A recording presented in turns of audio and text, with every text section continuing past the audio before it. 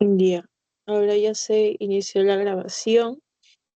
Entonces, lo que vamos a ver en esta sesión número 12 va a ser igualmente el tema de fisiología 4, pero la parte 2 se podría decir porque eh, en la sesión 11 hicimos lo que correspondía al sistema reproductor masculino y ahora vamos a ver lo que corresponde al sistema reproductor femenino. Haciendo un pequeño recuerdo anatómico, histológico, embriológico para poder comprender las estructuras de las que vamos a hablar y los cambios. En primer lugar, vamos a recordar respecto a este sistema reproductor femenino que va a estar formado por un conjunto de órganos especializados cuya función va a ser principalmente producir gametos, es decir, los óvulos, permitir la fecundación, mantener el desarrollo embrionario fetal y facilitar lo que es el parto y la lactancia. Todo esto principalmente gracias a las hormonas. Entonces vamos a ver diferentes órganos, como mencionaba. En primer lugar, los ovarios, que van a estar localizados en la cavidad pélvica. Vemos en la imagen que estos ovarios o gónadas van a tener una forma ovoide, al igual que cuando hablamos de los testículos, y van a estar sostenidos por un ligamento ancho. Estos ovarios van a medir aproximadamente 3 por 2 por 1 centímetro y nos mencionan que la superficie de estos ovarios es irregular. Esta superficie se debe a que en su estructura dentro de los ovarios vamos a ver lo que son los folículos y los folículos no todos se encuentran en el mismo estadio, sino es diferente y va variando, por lo cual es que esta estructura tiene una forma irregular.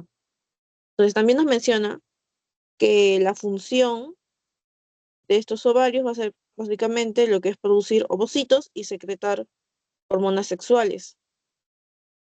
Con esto nos referimos, en el caso de sistema reproductor femenino, a lo que son los Aguanté la respiración. eh, progesterona e inhibina. Sí, esos son los principales, principalmente estrógenos y progesterona. Entonces, igualmente, respecto a los ovarios, vamos a ver que están irrigados por las arterias ováricas, que van a ser una rama de nuestra aorta abdominal, y también van a drenar en lo que son las venas ováricas. En el caso de la derecha, vamos a ver que drena hacia la lado inferior y la izquierda hacia la vena renal izquierda. Ya. Respecto a los órganos externos o vías genitales externas, eh, en esto nos referimos a lo que es la vulva, o puede ser también dicho pudendo femenino. Y en este caso vamos a ver que incluye al monte de Venus, a los labios mayores y menores, al clítoris, vestíbulo vaginal, glándulas vestibulares mayores o también llamadas de Bartolín y las menores. Entonces, estas estructuras van a estar relacionadas o asociadas a todo lo que es la excitación sexual, la protección del introito vaginal y también la lubricación. Respecto a lo que vendría a ser las vías genitales internas, va a ser lo que son las trompas de falopio o trompas uterinas, también el útero, la vagina. Y respecto a las trompas uterinas, nos mencionan que estas van a medir entre 10 a 12 centímetros y se dividen en infundíbulo, ampolla, istmo y porción intramural. En este caso en la imagen no vemos la división exacta, pero acá vemos lo que vendría a ser las trompas de falopio. Eh, También vamos a ver que la función principal de estas trompas va a ser la conducción del ovocito desde el ovario hasta lo que vendría a ser el útero, a todo este camino para llegar al útero. Eh, Siendo un sitio habitual para lo que sería, por ejemplo, lo que es la fecundación en el caso de la ampolla. Respecto al útero, vamos a ver que este es un órgano muscular también es hueco y tiene una forma de perinvertida. Eh, Su longitud, su tamaño va a ser de entre 7 a 8 centímetros aproximadamente y su pared va a estar formada por 3 capas. En el caso de la imagen nos mencionan dos de las 3 capas que vendrían a ser el endometrio o mucosa interna y el miometrio, que también vendría a ser la capa muscular de este útero. Lo que no mencionan es el perimetrio, que este perimetrio viene a ser como una capa cerosa, eh, y la más externa porque va a recubrir lo que son eh, de forma externa a este útero. Respecto al endometrio, va a ser importante porque va a experimentar lo que son los cambios durante el ciclo menstrual. Y en el miometrio lo que vamos a ver es que van a ser responsables debido a su musculatura de las contracciones cuando se da el parto en las mujeres. Luego, respecto a lo que es la vagina, vamos a ver que es un conducto fibromuscular de 8 a 10 centímetros que conecta el útero con el exterior. En la imagen lo vemos acá, la conexión. Acá está el cuello uterino. Y en este caso va a estar revestido por lo que es un epitelio plano estratificado y no queratinizado. Entonces, en este caso la vagina va a ser resistente a lo que es la fricción y también va a ser muy sensible a las hormonas sexuales. Por último, vamos a ver lo que son las glándulas mamarias. En este caso se incluye dentro del grupo de lo que vendría a ser el sistema reproductor femenino, porque se considera como una parte funcional por su papel en lo que sería la lactancia bajo el control de los estrógenos, progesterona, prolactina y oxitocina. Luego vamos a ver un poco de la histología. En este caso quería centrarme principalmente en la histología a nivel de lo que vendría a ser el útero y las capas que les mencionaba. En primer lugar vemos lo que vendría a ser el endometrio. Vemos que este endometrio va a tener ciertos cambios según lo que vendría a ser el ciclo y regulado por los estrógenos y la progesterona. Esto va a depender en la fase proliferativa, secretora y menstrual. Entonces, nos mencionan que las glándulas endometriales se van a alargar y se vuelven secretoras durante la fase lútea, que vendría a ser la tercera fase de nuestro ciclo, se podría decir, y que la capa basal va a permanecer constante, mientras que la funcional se desprende durante la menstruación. Acá vemos las glándulas. Vamos a ver. Las glándulas. Ya. En el caso del miometrio, vemos que el endometrio es como que la capita, acá. Luego vemos el miometrio. En el caso del miometrio, lo que va a suceder es que estas van a ser unas fibras musculares lisas y van a tener el receptor de oxitocina. Eh, Estos van a estar encargados o van a asociarse a lo que viene a ser las contracciones que mencionamos de este útero. Y durante el embarazo, lo que van a hacer estas fibras es hipertrofiarse y aumentar en su cantidad para poder tener la capacidad de realizar las contracciones durante el parto y así dar el nacimiento al bebé. Ujú. Y en el caso del perimetrio, vamos a ver que este tiene un tejido conectivo y epitelio plano simple. Como les comenté, es una capa cerosa que va a recubrir al final de forma externa a este órgano. Tejido conectivo, vamos a ver. Ya. Respecto a lo que vendría a ser la embriología en general de este sistema reproductor femenino, se puede iniciar con lo que sería eh, alrededor de la quinta semana. Vamos a ver que durante la gestación se van a dar ciertos cambios. Por ejemplo, el desarrollo del aparato reproductor femenino va a ser a partir de la cresta gonadal indiferenciada, derivada de lo que sería el epitelio celómico y del mesenquima subyacente. Mesenquima subyacente.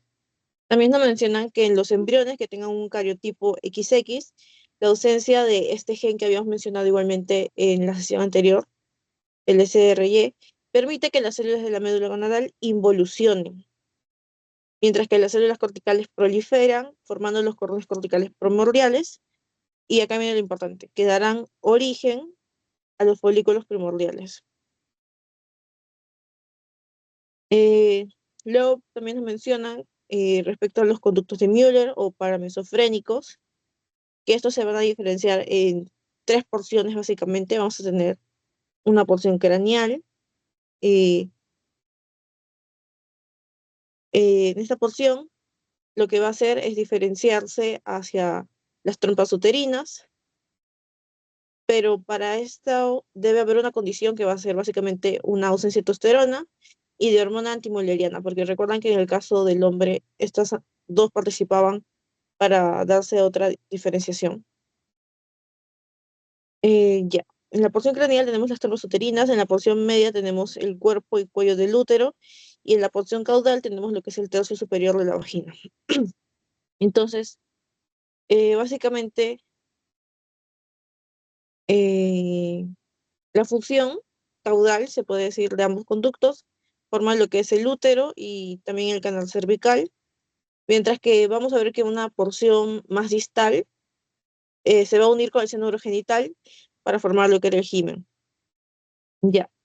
En este último punto, punto 4, menciona la que vendría a ser la diferenciación de los genitales externos, porque ya hemos visto lo que serían los eh, órganos internos o las partes internas.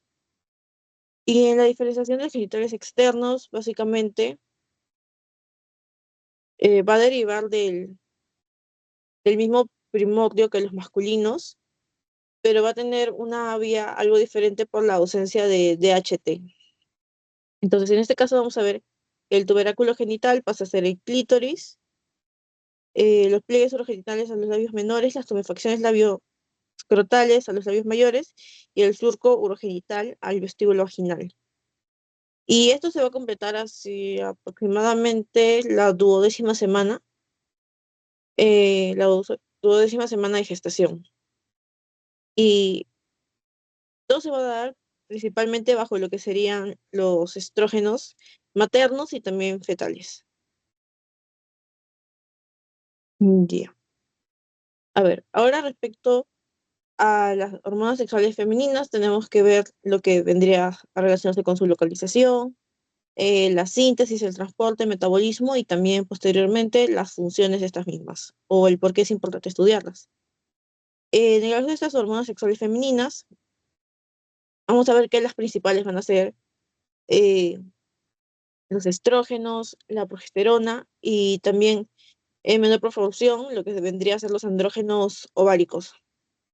Entonces, eh, inicialmente, si nos referimos a la fuente y localización de estas hormonas sexuales femeninas, vamos a ver que nos mencionan que en el ovario la síntesis de las hormonas ocurre principalmente en dos tipos celulares, como vemos, que se van a complementar entre sí y van a conformar lo que vendría a ser como una unidad folicular funcional. Estos tipos celulares vienen a ser las células de la teca interna y las células de la granulosa. En el caso de las células de la teca interna, vamos a ver que va a sintetizar andrógenos, es decir, androstenediona y testosterona, bajo estímulo de la LH o hormona luteinizante. Y en el caso de la granulosa, vamos a ver que va a convertir estos andrógenos en, en estrógenos, que vendrían a ser el estradiol y estrona, mediante la enzima aromatasa, y va a ser inducida por la FSH. Este mecanismo básicamente va a ser conocido o va a tener un nombrecito que se puede mencionar como modelo de las dos células, de las dos células, las dos gonadotropinas.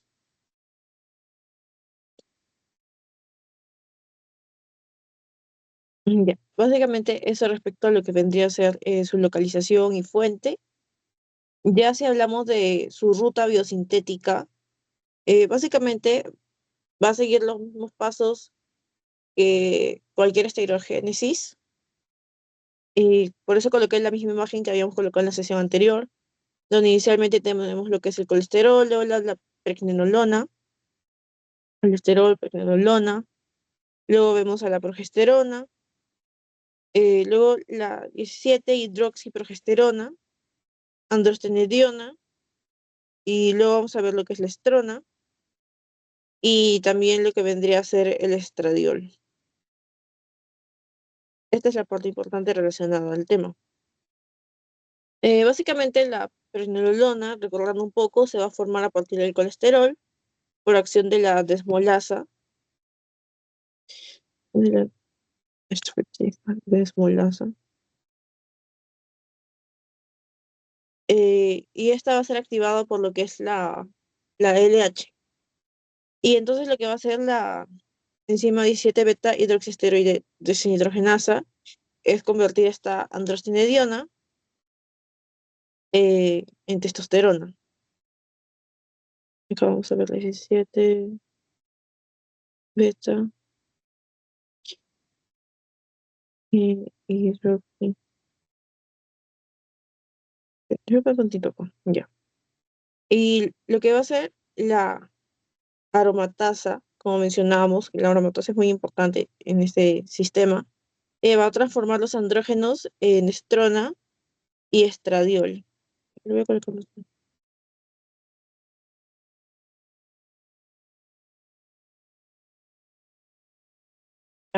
bueno, aromatasa. Eh, Esto básicamente se va a dar dentro de lo que vendría a ser las células de la granulosa. Y lo que vamos a ver durante la fase lútea es que estas células luteínicas del cuerpo lúteo van a aumentar lo que es la síntesis de la progesterona y va a ser importante para la implantación y el mantenimiento de nuestro endometrio. Respecto a lo que vendría a ser el transporte, es importante mencionar que los esteroides sexuales van a ser liposolubles y van a circular unidos a proteínas plasmáticas. En el caso de los estrógenos y progesterona, vemos que estos van a estar en un 98% unidos a SHBG y albúmina. Y vamos a ver también que un 2% está libre y disponible para difusión y acción biológica. Igualmente en el caso del sistema reproductor masculino era una porción libre muy escasa, muy limitada. Y respecto al metabolismo de estas hormonas, va a ocurrir principalmente en lo que viene a ser el hígado, donde se conjugan con eh, glucurónido o sulfato para la excreción renal y biliar. Y también nos mencionan que el estradiol es el más potente de los estrógenos naturales, seguido de la estrona y estriol. Y este último va a ser predominante en el embarazo, es decir, el estriol.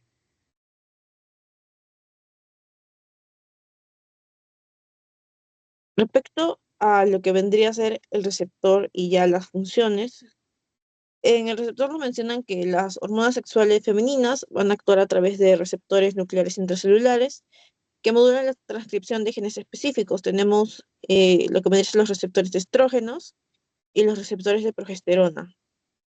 Vemos que estos receptores son ER-alfa y ER-beta en caso de los estrógenos, y nos mencionan que van a estar distribuidos en útero, mama, hueso, cerebro, hígado y vasos sanguíneos. Y en el caso de los receptores de progesterona, vamos a ver que están presentes en endometrio, trompas, glándula mamaria y sistema nervioso central. Si hablamos del mecanismo general de estos receptores, en primer lugar vamos a ver que la hormona libre difunde a través de la membrana celular, luego se va a unir a lo que viene a ser el receptor citoplasmático o nuclear y el complejo hormona receptor se va a dimerizar y trasloca a lo que vendría a ser el núcleo. Además se va a unir a los elementos de respuesta hormonal del ADN y modula la transcripción de genes relacionados con la proliferación, diferenciación y función celular. Si hablamos de lo que vendría a ser el mecanismo no genómico, los estrógenos lo que van a hacer es actuar a través de receptores de membrana que van a activar las vías rápidas de señalización intracelular, como vemos por calcio, AMP cíclico y MAP. Eh, Respecto a ese mecanismo no genómico, lo que se va a modular es la vasodilatación, tono vascular,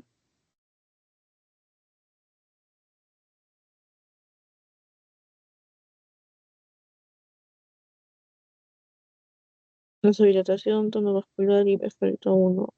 Y la función neuronal también. Básicamente estas tres funciones se modulan eh, a través de lo que es este mecanismo no genómico. Ya, si hablamos de las funciones fisiológicas de los estrógenos, están las que vemos en la imagen y hay otras aparte. Hablamos principalmente en estrógenos respecto al estradiol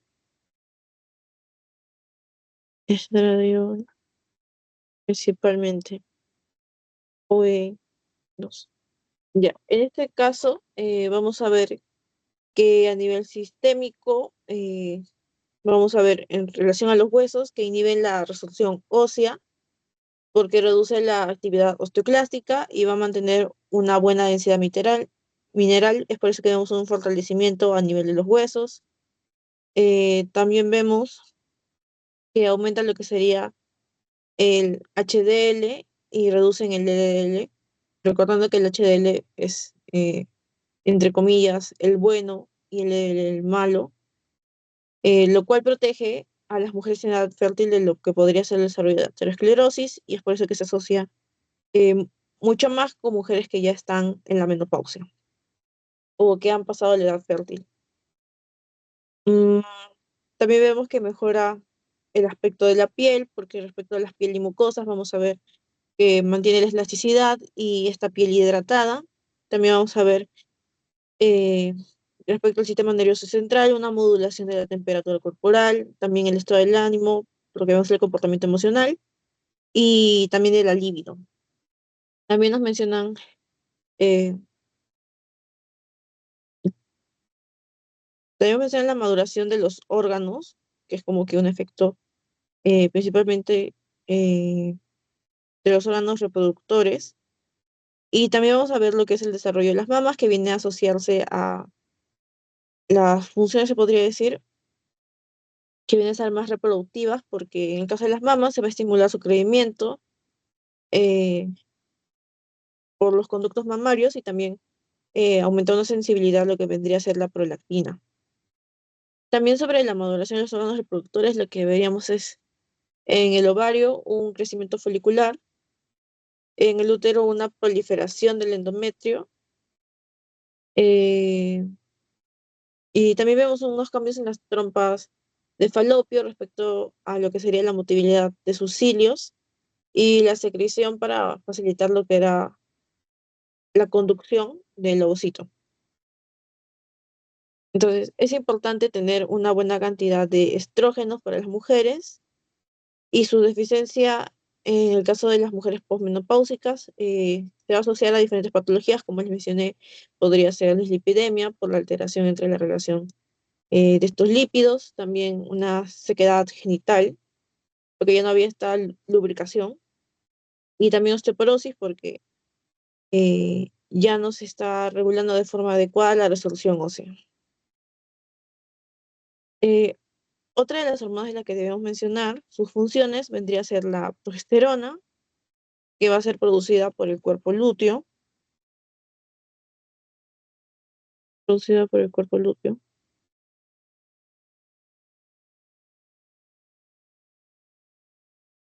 Eh, pero también puede ser producida por lo que vendría a ser la glándula suprarrenal en menor cantidad. Entonces, lo que va a hacer esta progesterona es principalmente preparar a los órganos para la implantación y también mantiene la gestación en etapas tempranas. Entonces, vamos a ver ciertos efectos sobre lo que vendría a ser el aparato reproductor principalmente.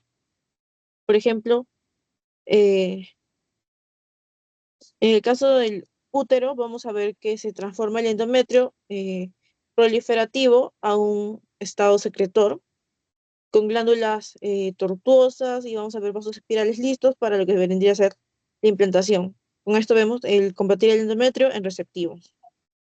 También vamos a ver en las trompas uterinas que se reduce la contractilidad de estas, favoreciendo el transporte embrionario lento hacia el útero. En el caso del cérvix, vamos a ver un espesor del muco cervical para limitar el paso de espermatozoides y también de ciertos microorganismos que pueden causar infecciones en esa área.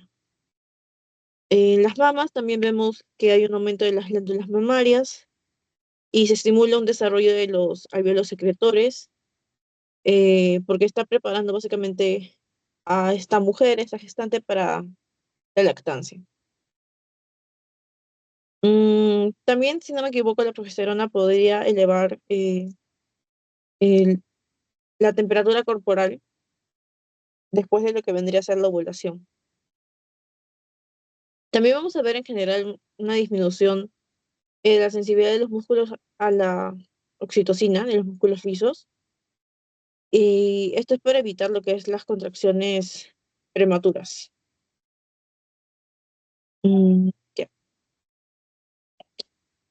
Ay, me olvidé mencionar uno, no coloqué imagen porque no encontré una buena imagen, pero también había lo que eran los andrógenos ováricos, que les mencioné que eran los que estaban en menor cantidad. Andrógenos ováricos. Ya, principalmente lo que va a hacer estos andrógenos ováricos es ser precursores de estrógenos,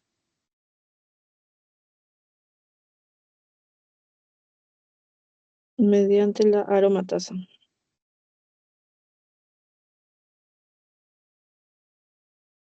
Contribuyen a lo que vendría a ser la libido, en el caso de las mujeres, libido femenina, eh, al vello púbico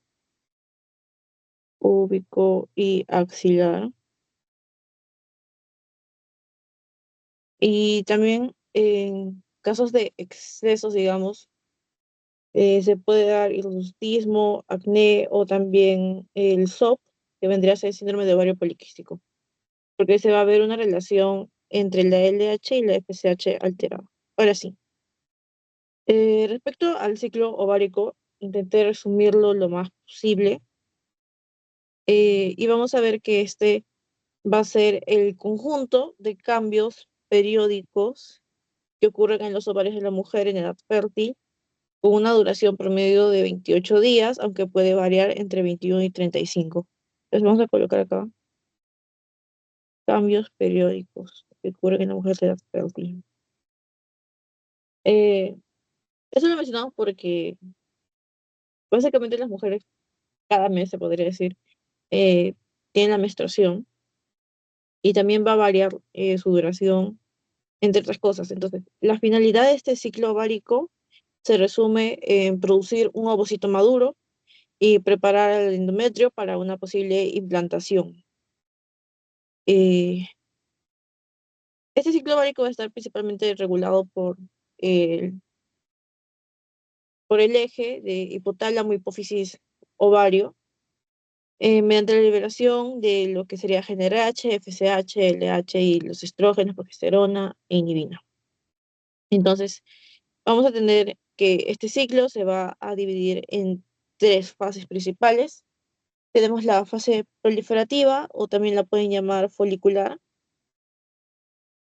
que va a ser de los días 1 al 13. Tenemos la fase ovulatoria y la fase lútea de los días 15 a 28. En el caso de la ovulatoria es el día 14 y la fase lútea 15 a 28. También es llamada fase secretora. Entonces, cada una va a tener ciertos cambios hormonales y también vamos a ver que tiene ciertas funciones dentro de este ciclo eh, endometrial. Ya, en la primera fase folicular o proliferativa, Nos dice que comienza el día 1 del ciclo menstrual, coincidiendo con el inicio del sangrado. Durante esta fase lo que se va a ver es el crecimiento y maduración de los folículos ováricos, crecimiento y maduración de los folículos ováricos bajo el estímulo de la FSH secretada por la hipófisis anterior o adenihipófisis. Eh, Vamos a ver cambios tanto ováricos como endometriales. En el caso de los cambios ováricos, vamos a ver que al inicio entre 5 y 15 folículos primordiales comienzan a desarrollarse. Luego solo uno de ellos se convierte en el folículo dominante o el folículo de Graf. Y las células de la teca interna van a sintetizar lo que son los andrógenos y las de la granulosa los transforman en estradiol mediante la aromatasa. Vamos a hacer ya.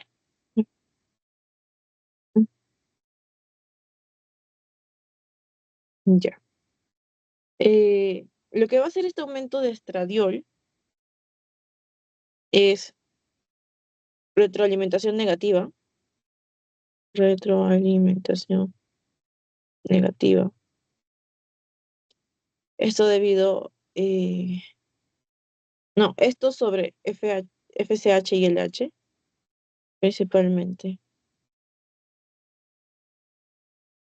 También vamos a ver un crecimiento endometrial y vamos a ver un aumento de los receptores de LH en el folículo dominante. Folículo dominante,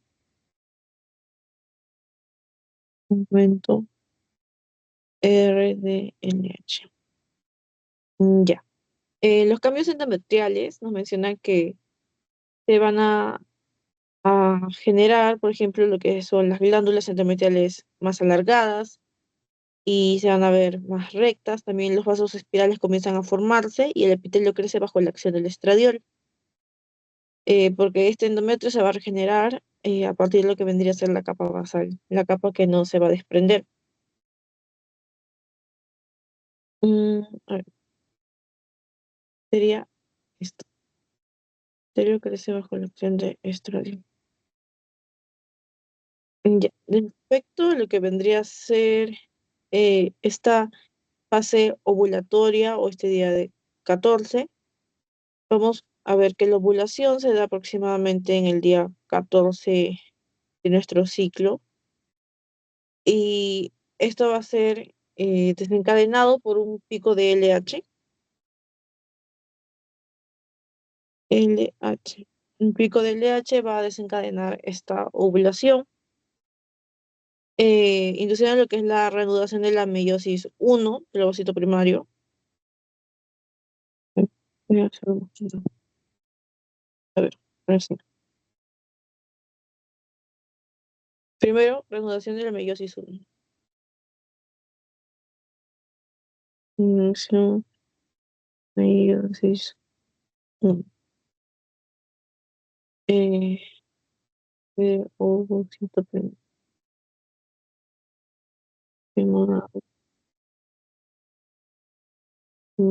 Ok, ya. Eh, Vamos a ver también, como ven en la imagen, la rotura folicular de este folículo de Graf. Ujú. Rotura folicular. Esto va a ser por acción de enzimas proteolíticas y también prostaglandinas y un aumento de la presión folicular. Y luego vamos a ver lo que es la liberación del ovocito. Ah, liberación del ovocito, rodeado de la corona radiada hacia la trompa uterina, donde ya va a poder ser fecundado. Eso principalmente respecto a la ovulación y se va a dar ciertos cambios como el incremento del muco cervical en ese estado, también un aumento de la temperatura corporal basal y puede haber un ligero dolor a nivel pélvico. Y luego, por último, la fase lútea de los días 15 a 28 o la fase secretora. Vamos a ver en primer lugar la formación del cuerpo lúteo, porque tras la ovulación las células de la granulosa y la teca interna se transforman en células luteínicas formando el cuerpo lúteo, eh, que vendría a ser una glándula endocrina transitoria. Entonces, este cuerpo va a producir lo que es la progesterona y estrógenos bajo la influencia continua de la hormona luteinizante. Vamos a ver igualmente, en general, ciertos cambios hormonales y algunos cambios específicos del endometrio.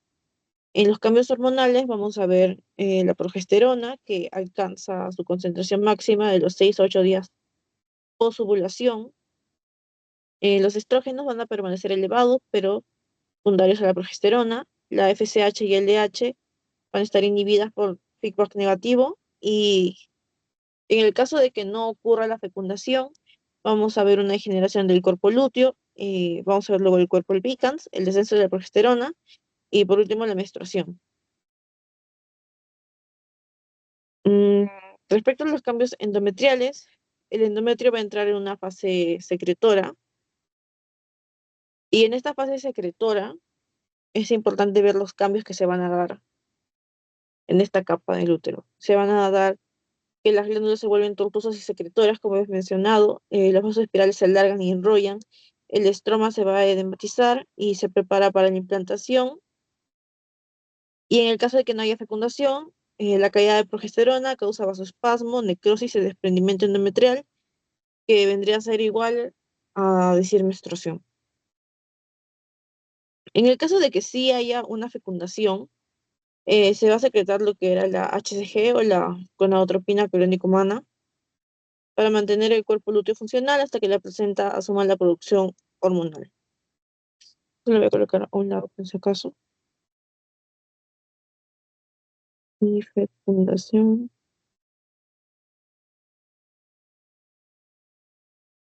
blastocito, secreto, HCG, la gonadotropina clónico-humana. Ujú. Ya.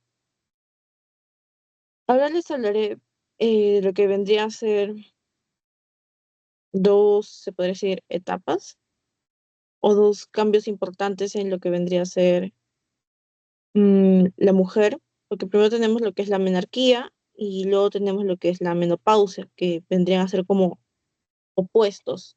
Entonces, en la menarquía, eh, lo que vamos a ver es que va a ser la primera menstruación y va a marcar el inicio de la capacidad reproductiva en la mujer, porque va a ser un resultado de la maduración del eje hipófisis, no, hipotálamo, hipófisis, ovario, y los cambios en la sensibilidad a las hormonas, la reserva folicular, y también vamos a ver la retroalimentación, el ciclo negativo. Entonces, en el caso de la menarquía, ya mencionamos cuál es su concepto o definición. Los cambios en la pubertad que vamos a ver es principalmente que la primera menstruación suele ocurrir entre los 10 y 14 años, que sería lo normal.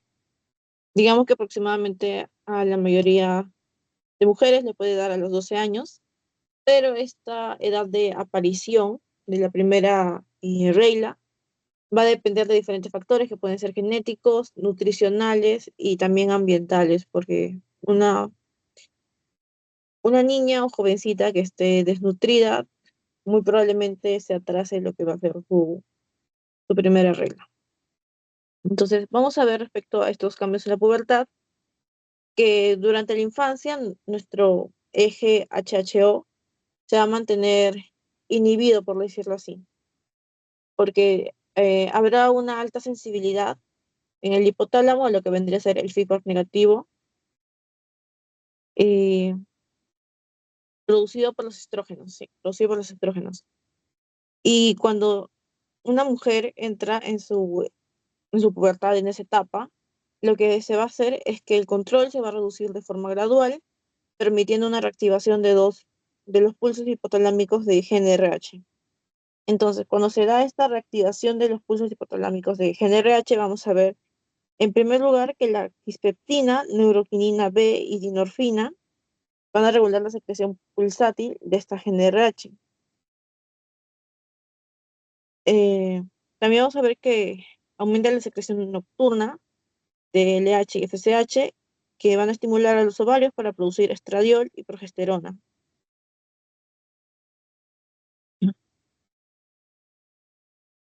Y por último, que los estrógenos van a inducir el crecimiento del endometrio, desarrollo mamario y maduración de los genitales internos.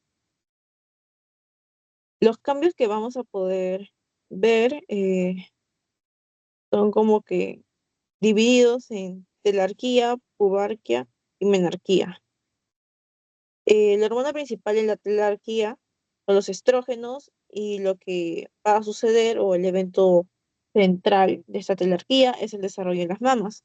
En la pubarquía, la hormona principal son los andrógenos suprarrenales, realizados por la glándula adrenal, y lo que se va a ver es la aparición del vello púbico y axilar. Y en el caso de la menarquía, las hormonas principales van a ser los estrógenos y la progesterona, siendo importante porque va a originar la primera menstruación por la maduración eh, endometrial, maduración endometrial cíclica. Endometrial cíclica. Ya. También mencionarles que los primeros ciclos menstruales suelen ser anovulatorios, es decir, no se va a producir una ovulación en estos primeros ciclos menstruales. Durante los primeros 6 a 12 meses, es decir, de medio año a un año aproximadamente, hasta que nuestro eje HHO llegue a su madurez y se estabilice lo que es la secreción de LH y FSH. Es decir, de un día a otro no va a cambiar este eje, sino tiene que ser un evento progresivo. Igualmente más adelante hablaremos de un poco más de la regulación de este eje HHO, hipotálamo, hipófisis, ovario, pero importante mencionar como puntos principales, en el hipotálamo aumenta la frecuencia de pulsos de NRH, en la hipófisis, adenohipófisis, va a secretar LH y FSH con un patrón circadiano, y en el ovario lo que va a hacer es responde con la producción de estradiol, lo que inicia el desarrollo cíclico del endometrio que habíamos mencionado. Entonces, la menarquía va a iniciar cuando los niveles de estrógenos tengan un umbral suficiente para inducir la proliferación a nivel del endometrio y también luego su caída, se podría decir, su descamación, cuando se desprende el endometrio para la menstruación. Hay ciertos factores que pueden influir dentro de esta menarquía, como les mencioné, pueden ser genéticos, como la edad materna de menarquía, es muy asociado dentro de familia, por ejemplo, digamos que tu mamá, tu abuela, tus tías, eh, todas han tenido su primera menstruación o su menarquía, eso de los 14, 15 años, también puede influir en cuándo sería tu menarquía, o si todas la han tenido, por ejemplo, hay mujeres que lo tienen a los 10 años, entonces, o incluso a los 9, entonces eso va a ser muy influyente en la edad de aparición de tu primera menstruación. Y también pueden ser variantes del gen IS1. Respecto a lo que vendría a ser los nutricionales, es debido a que el tejido adiposo produce leptina, que estimula a la GnRH, lo cual podría tal vez adelantar esta aparición. También ambientales, como puede ser situaciones de estrés, ejercicio extremo o déficit calórico, que pueden retrasarla. Eh, como les mencionaba, la desnutrición. eh, También el ejercicio extremo, en el caso de los atletas de alto nivel, deportistas en general.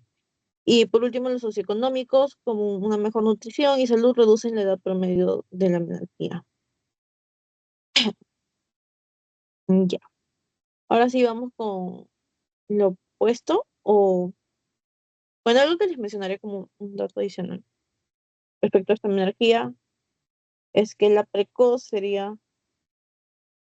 aprox menor a 8 años, y la tardía sería cuando aparece después de los 16 años, básicamente. Ya. Para que puedan hacerse una idea de la edad. Ya, respecto a la menopausia, lo que les iba a comentar es que este es el cese de la función reproductiva, básicamente, o de la edad fértil. Vendría a ser la última menstruación confirmada tras 12 meses o un año consecutivo sin sangrado menstrual.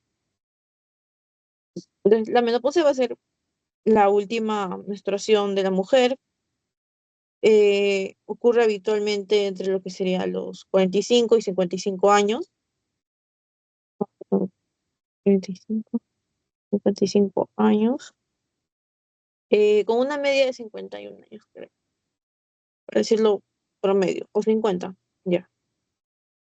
Eh, Esta menopausia es precedida por la perimenopausia, que es cuando ya se dan irregularidades menstruales, por ejemplo, que sea un día que digo, un mes sí, un mes no, o te viene un mes, ya no te vienen durante 3 meses, pero luego vuelve. Entonces, esa sería como la perimenopausia. Y respecto a la parte más fisiológica, la menopausia lo que va a hacer es reflejar un agotamiento de la reserva folicular ovárica y la disminución de la sensibilidad a las gonadotropinas. Entonces, con la pérdida de lo que vendría a ser los folículos, se va a reducir la producción de estradiol, también de inhibina B, eh, mientras que vamos a ver que lo que se eleva es FSH, LH, eh, por una retroalimentación negativa insuficiente. En este caso vemos un cuadrito para resumir estos cambios hormonales. Vemos que el estradiol en la menopausia está muy bajo, al igual que la inhibina B, que desaparece. La progesterona está ausente básicamente y la FSH y LH aumentan de 4 a 10 veces. Entonces, lo que va a hacer esto es, básicamente la FSH y LH aumentada va a generar hipogonadismo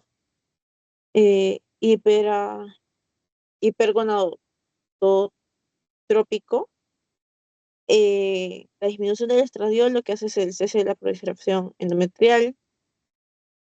Eh, Respecto a la progesterona, el cambio que se va a dar es no hay ovulación ni cuerpo lúteo, y la inhibina B hay una pérdida del control sobre la FSH. Los cambios que se pueden dar a nivel de los diferentes sistemas o diferentes órganos pueden ser en primer lugar los ovarios, que van a verse atrofiados, se van a volver fibrosos y disminuye su tamaño. Con eso nos referíamos al hipogonadismo, porque recuerden que los ovarios vienen a ser las gónadas igual que los testículos.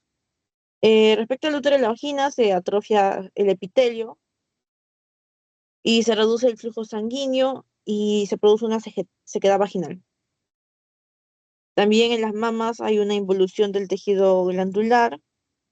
En los huesos hay una pérdida de densidad ósea por aumento de la resorción osteoclástica. Y con esto mencionábamos que hay un mayor riesgo de osteoporosis en estas mujeres posmenopáusicas. En el sistema cardiovascular, un incremento del colesterol LDL o el colesterol malo y, y un riesgo aterosclerótico porque mientras aumenta el LDL, básicamente disminuye el HDL.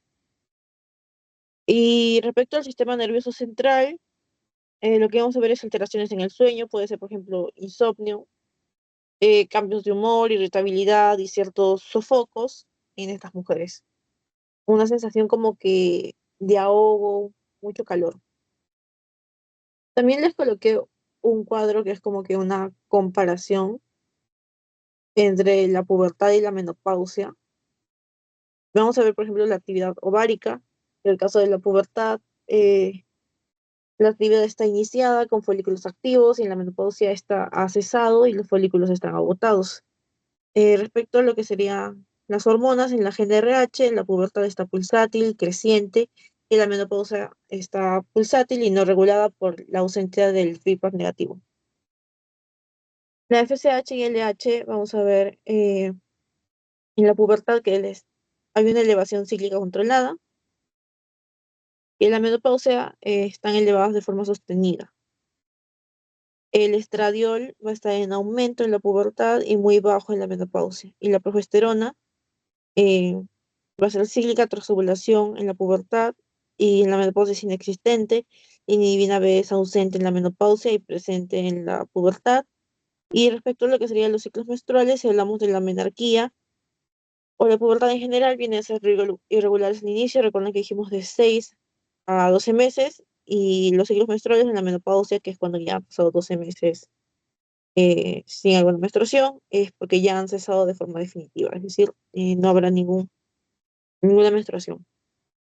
Por último, vamos a tener lo que son los, los niveles del eje hipotálamo, hipófisis, ovario, empezando con lo que vendría a ser el nivel hipotalámico relacionado a la GnRH.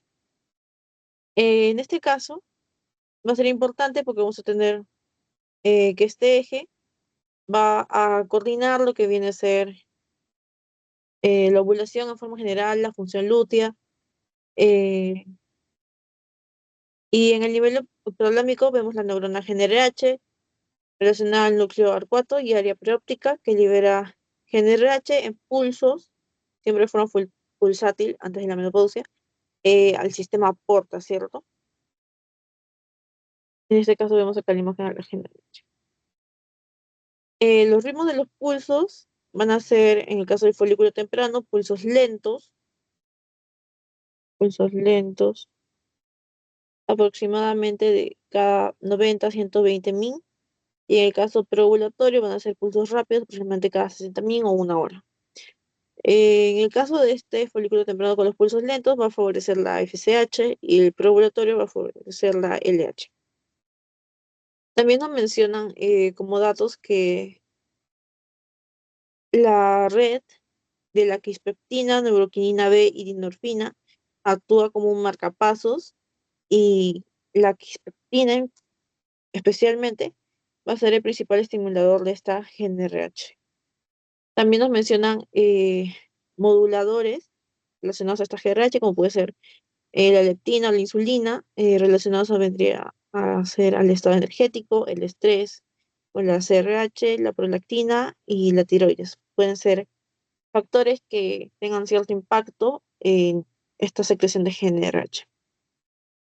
Luego, respecto a lo que es el eje hipotálamo hipófisis ovario, en el nivel hipofisario o de la hipófisis, se va a relacionar a lo que son las gonadotropinas, LH y FSH. En primer lugar, en FSH, lo que va a hacer esta gonadotropina es estimular el crecimiento folicular temprano y aromatasa en células de la granulosa, lo cual se resume en aumentar los niveles o cantidades de estradiol. Y respecto a la LH, vamos a ver dos cosas. En primer lugar, a nivel de la teca interna, la esteroigénesis, que luego pasa a ser los andrógenos, por un sustrato de aromatasa. Y en lo que vendría a ser el preovulatorio, vamos a ver que un pico de LH, es decir, un aumento de esta hormona luteinizante, va a inducir la ovulación, luteinización y reanudación meiótica del ovocito. Recuerdan la meiosis 1.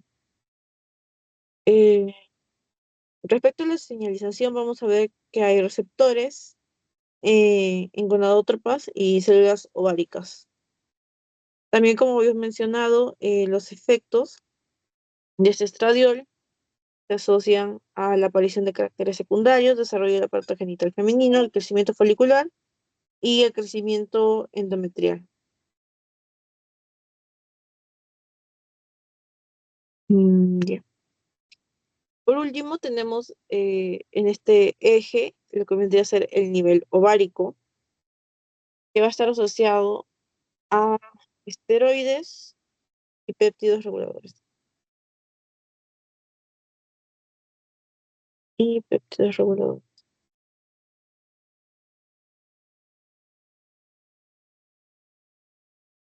Péptidos reguladores.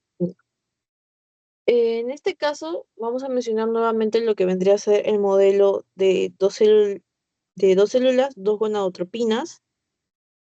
En la imagen lo que vamos a ver es la célula de la teca y la célula de la granulosa. Y en el caso de la célula de la teca, vemos que esta está asociada a la LH, la hormona luteinizante, y lo que va a hacer es secretar los andrógenos. Y en el caso de la granulosa, para la célula granulosa, vamos a ver que este está asociado a la hormona folículo estimulante, la FSH, y por medio de la aromatasa va a transformar estos, sí, va a transformar en estrógenos, en estradiol, y lo que va a hacer esto es luego el feedback negativo, ¿cierto? Entonces, otros puntos que vamos a ver es, por ejemplo, que el cuerpo lúteo, después de la LH, lo que va a hacer es relacionarse a la progesterona, la P4 más estrógenos. En el caso de la inhibina B, en la granulosa folicular, frena FSH en fase folicular. La inhibina A, que no la habíamos mencionado hasta ahora, lo que va a hacer es frenar FSH en fase lútea. Y por último, la activina, que tampoco lo habéis mencionado como tal, en la granulosa, lo que va a hacer es incrementar la FSH y va a ser neutralizado por hoistatina. También en el caso de sistema reproductor femenino, vamos a ver tanto un feedback negativo como positivo. Hasta ahora no habíamos visto en general lo que vendría a ser un feedback positivo o una retroalimentación positiva, pero es como que casos especiales, se podría decir. En el caso del feedback negativo, lo que vamos a ver es que el estradiol moderado y P4, progesterona, inhiben lo que vendría a ser la GnRH y gonadotropinas. A ver, la imagen está acá. Estrógenos, GnRH y gonadotropinas. Ahí está. Actúa de esta forma, gonadotropina. Esa NRH en el hipotálamo, gonadotropinas en la hipófisis. También nos mencionan que la inhibina A o B suprime lo que sería FSH selectivamente. Acá vemos la inhibina suprimiendo FSH, porque no está del otro lado suprimiendo lo que vendría a ser LH, solo FSH. Por eso dice selectiva. Eso lo apresuro ya. Ah, también esta parte de acá. Ya. Y respecto al feedback negativo, no, el feedback positivo, lo que vamos a ver es un estradiol alto y sostenido, es decir, durante mayor a 48 horas, lo que sería el folículo dominante o folículo de Graf, y lo cual invierte el feedback, básicamente. Entonces, hay un pico preovulatorio de LH y menor de FSH para dar esta ovulación. No se subraya eso también. Ya te- por último, la progesterona o posovulación va a realizar lo que es la frecuencia de pulsos de GnRH y estabilizar el endometrio para evitar nuevas ovulaciones en el mismo ciclo. Mm, es importante mencionar que básicamente el pico de LH lo que hace, o sea, lo que deben centrarse en esta parte es el pico de LH,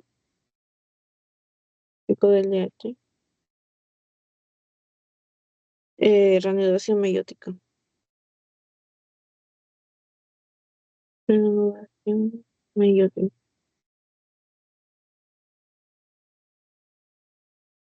También fase lútea,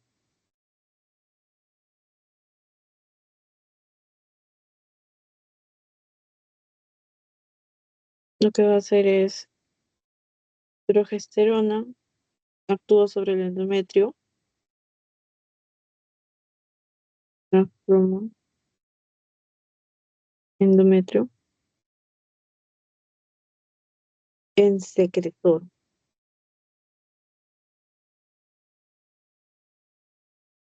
Y va a empezar el moco cervical también. Respecto al folículo dominante que mencionamos, el folículo de Graf,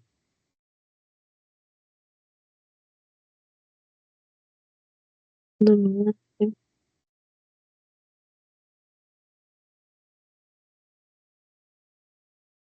Para seleccionarlo tiene que tener la mayor sensibilidad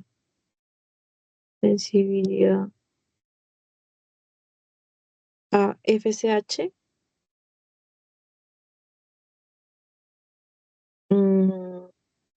y autocriña de dedos.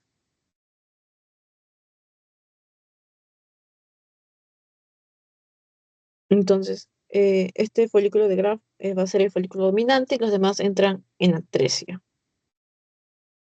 A ver, eso sería todo lo que corresponde a la clase de hoy, chicos. ¿Tienen alguna duda o está todo claro? Para repetir alguna parte.